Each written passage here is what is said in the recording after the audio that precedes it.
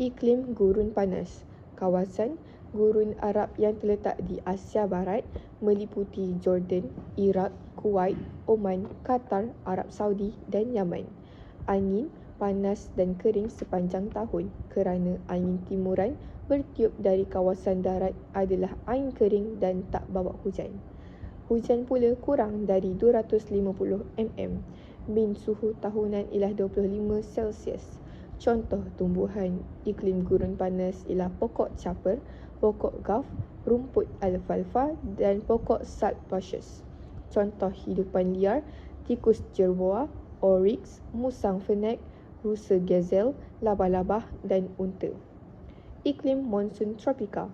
Kawasan India, Sri Lanka, Pakistan, Bangladesh, Filipina, Myanmar, Thailand, Vietnam. Angin monsun lembap bertiup dari laut ke darat menyebabkan hujan berlaku semasa musim panas. Hujan tahunan lebat tetapi taburannya tidak sekata, antara 1000 mm hingga 2000 mm.